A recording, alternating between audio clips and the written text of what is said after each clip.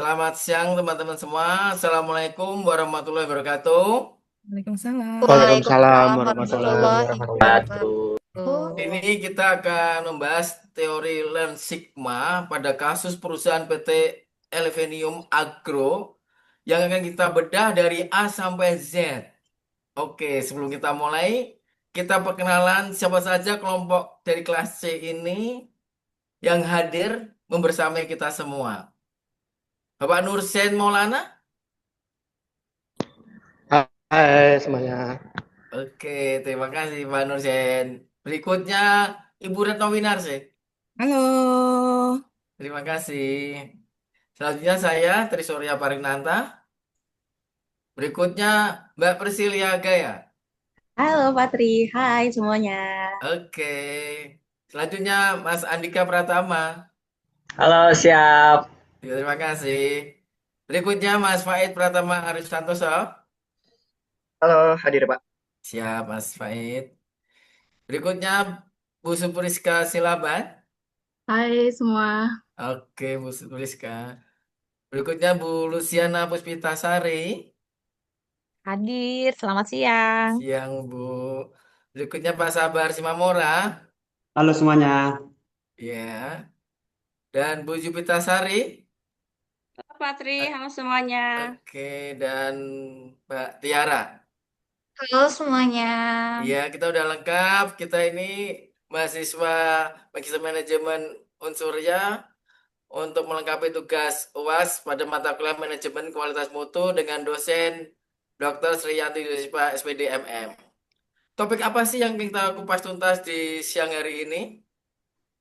Ini kita akan kupas bagaimana latar belakang PT Elevium Agro, kemudian target pasarnya, permasalahan utama, kajian teoritik, metodologi perbaikan permasalahan, identifikasi akar masalah, solusi, dan kesimpulan.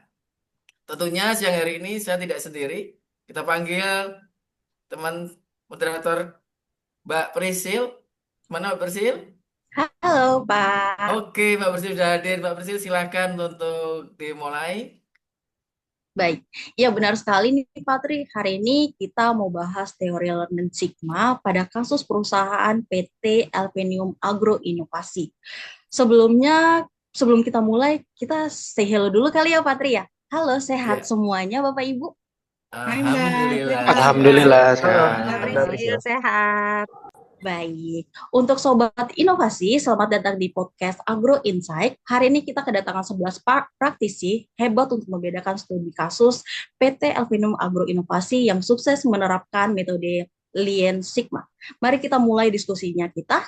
Di sini ada Bapak Nurjen yang bantu menjelaskan studi kasus tersebut.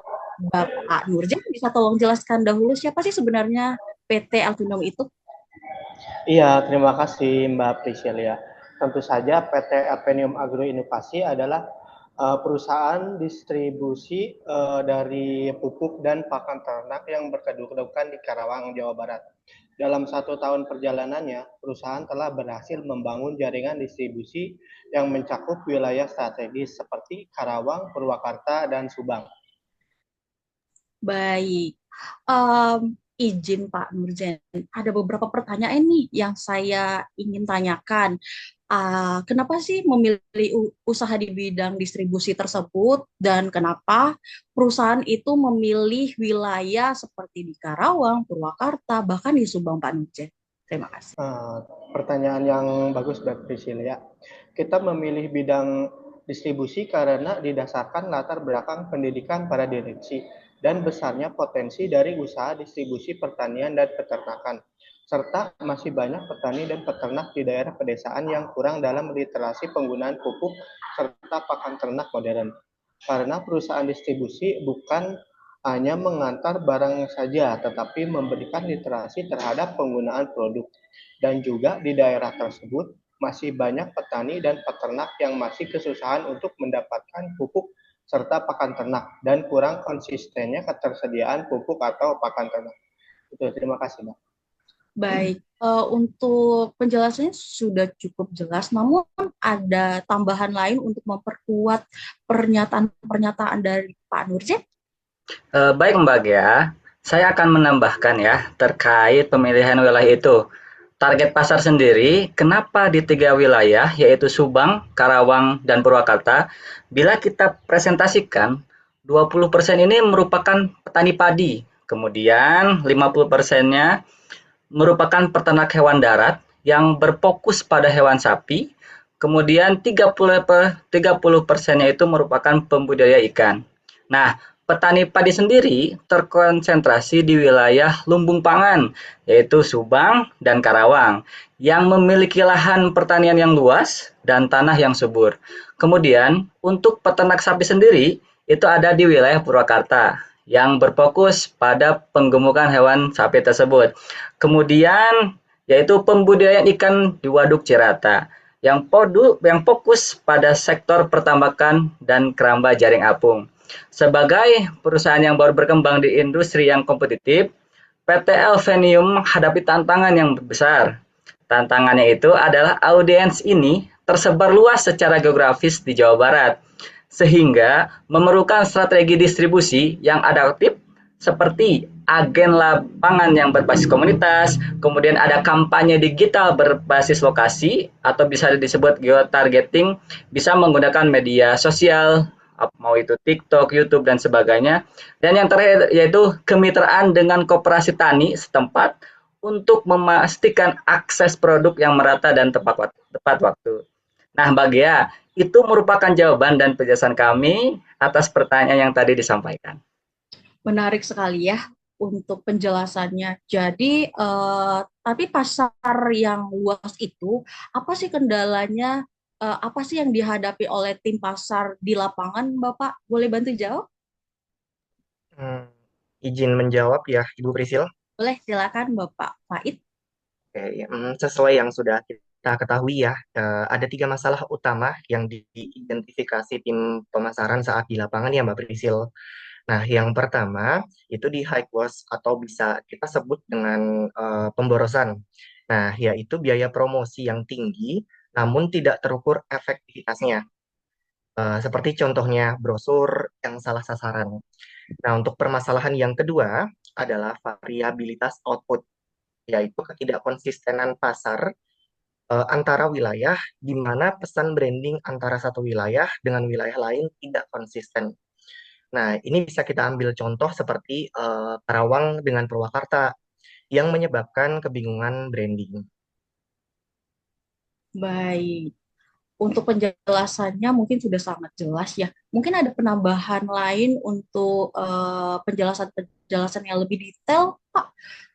Ya, betul, sesuai jawaban Pak Faid. Jangan lupa juga soal efisiensi lead time, yaitu proses dari mencari calon pembeli sampai menjadi pelanggan tetap. Itu memerlukan waktu yang terlalu lama sehingga menghambat konversi. Begitu, Mbak Priscilia. Baik. Mungkin dengan Pak Tri, ada pertanyaan nggak Pak untuk penjelasan dari materi kita ini, Pak? Iya, terima kasih Mbak Priscilia. Luar biasa sekali. Untuk mengatasi itu mereka menggunakan Lean Sigma informasinya ya. Bisa jelaskan nggak sih secara singkat sebenarnya konsep ini dalam konteks pemasaran seperti apa? Baik, Patri.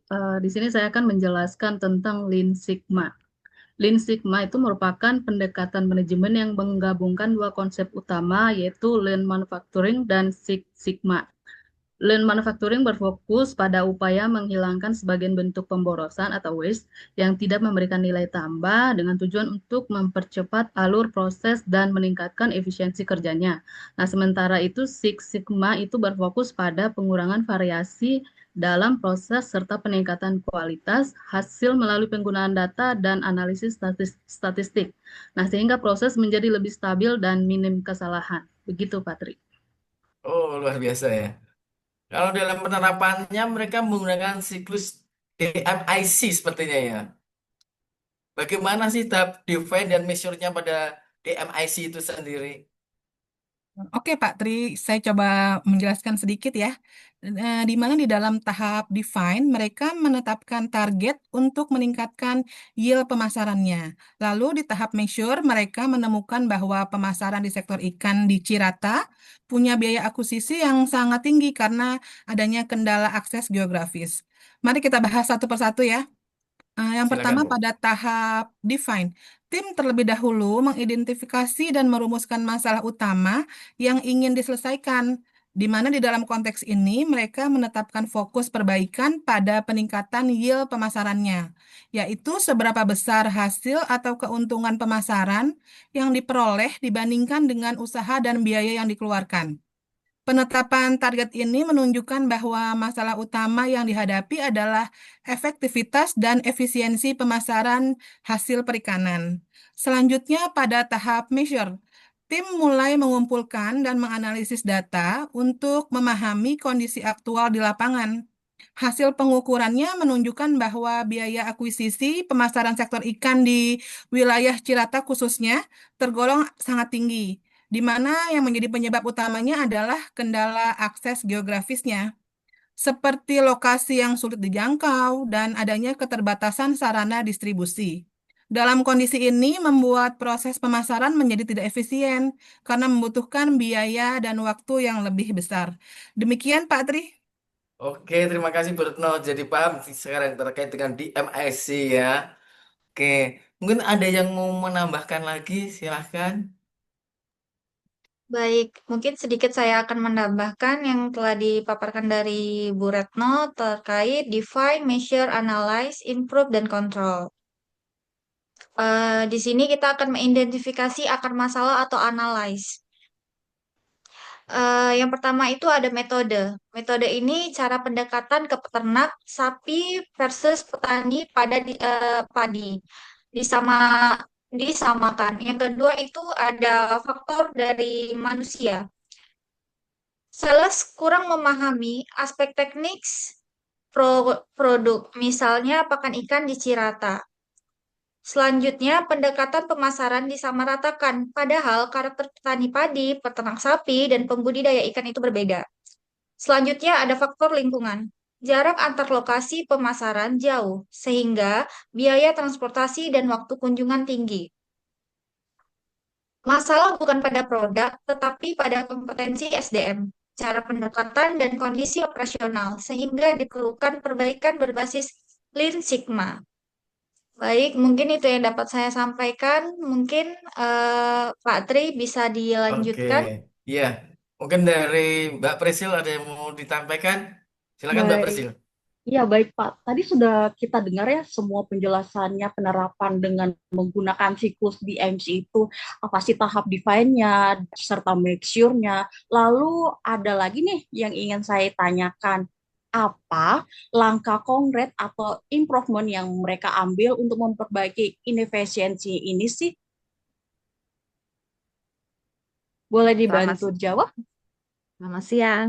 Mbak Prisil, Siang, boleh Ibu. saya bantu jawab ya? Silakan. Sedikit menambahkan, adapun perusahaan melakukan langkah konkret atau improvement yang mereka ambil untuk memperbaiki efisiensi di antaranya. Mereka beralih ke segmented lean marketing. Contohnya dengan membuat konten digital khusus untuk petambak rata supaya mereka tidak perlu sering-sering kunjungan fisik dan sehingga dapat menghemat biaya. Kan mereka juga menerapkan standar work atau SOP kunjungan lapangan agar durasi dan materinya yang disampaikan cukup efektif.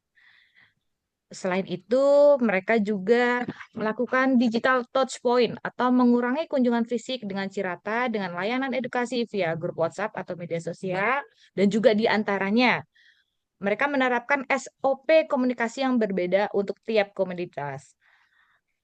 Fokus pada berat badan harian untuk sapi dan juga FCR atau feed conversion ratio atau rasio konversi pakan yang digunakan untuk ternak ikan. Menurut saya sih begitu. Mungkin ada rekan lain yang bisa bantu menambahkan. Terima kasih. Oke, baik Ibu Lucy, terima kasih. Saya sedikit menambahkan untuk solusi yang kedua, yaitu optimasi distribusi dan kontrol. Ada beberapa tahap, yaitu ada route optimization, kemudian ada dashboard performance, ada target. Apa sih itu? Route optimization, yaitu pemetaan rute distribusi pupuk dan pakan untuk menghemat biaya logistik. Jadi lebih dekat, lebih baik. Terus kemudian dashboard performa, melacak data konversi harian untuk memastikan tidak ada cacat atau loss dalam proses penjualan. Terus kemudian juga ada target. Target itu penurunan biaya pemasaran per pelanggan, misalnya sebesar X% begitu. Terus juga mereka mulai menggunakan CRM atau Customer Relationship Management sederhana untuk mencatat histori kunjungan agar tidak terjadi tumpang tindih informasi atau defect dalam data pelanggan, serta melakukan mapping distribusi berdasarkan densitas pelemak untuk menekan biaya logistik. Begitu Ibu Lucy dan Ibu Prisil yang bisa saya tambahkan. Terima kasih. Baik.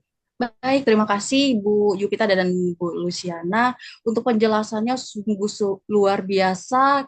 Kita sudah cukup jelas mengenai tentang konkret atau improvement dari penjelasan CRM. Bahkan kita juga mengetahui loh FSR itu apa, siklus DMIC tadi juga kita bahas ya.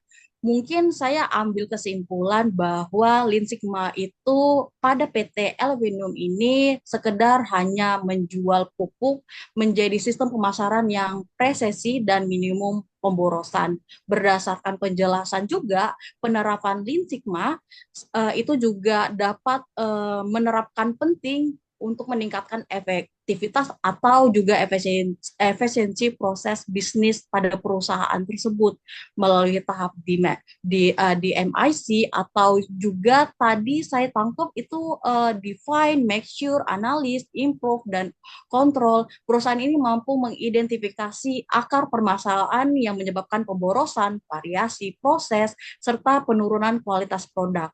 Dan menurut saya, implementasi perbaikan untuk usulan berhasilnya pada perusahaan ini itu bisa menekankan tingkat cacat, memperlancar alur produktif, atau mengoptimalkan penggunaan sumber daya. Selain itu, pada Lean Sigma ini bisa mendorong budaya kerja yang berbasis data, kolaboratif, bahkan bisa berorientasi untuk memperbaiki keberlanjutan pada perusahaannya. Dan demikian pada penerapan Lean Sigma ini, pada perusahaan PT Elvinum Agro Inovatif tidak hanya meningkatkan kinerja saja, tetapi juga memperkuat daya saing perusahaan dalam menghadapi tantangan industri agribisnisnya.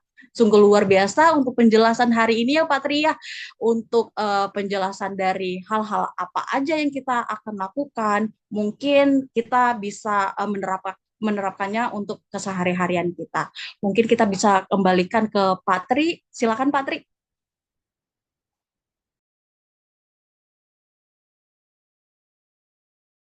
Patri, boleh dibantu? Oh ya, terima kasih Mbak Prisil. Oh, tadi kita sudah mendengarkan bagaimana perusahaan PT Elvinum Agro Inovasi bisa merubah strategi pemasaran mereka. Yang tadinya serba kira-kira menjadi mesin pertumbuhan yang presisi banget. Ini bukan hanya teori loh, ini studi kasus beneran. Bagaimana mereka menerapkan 5 langkah perbaikan yang sistematis sampai akhirnya menemukan solusi-solusi pemasaran yang brilian. Ininya tuh mereka tidak lagi cuma sekedar jualan produk, tapi mereka berhasil membangun sebuah sistem pemasaran yang nggak boros lagi. Dan yang paling penting, menempatkan kebutuhan pelanggan yang nomor 1. Kita tutup dengan pantun ya, nanti teman-teman bisa bilang cakep. Makan nasi lauknya ikan, Cakep. dimakan bareng di depan teras rumah. Cakep. Hasil hebat kita ciptakan karena timnya solid dan amanah. Terima kasih untuk kebersamaan siang hari ini. Terima kasih. Saya tutup. Terima kasih. Assalamualaikum warahmatullahi Sama-sama. wabarakatuh. Terima kasih. Waalaikumsalam Waalaikumsalam warahmatullahi warahmatullahi wabarakatuh. wabarakatuh. Terima kasih Patri. Sama-sama. Terima Kasih. kasih.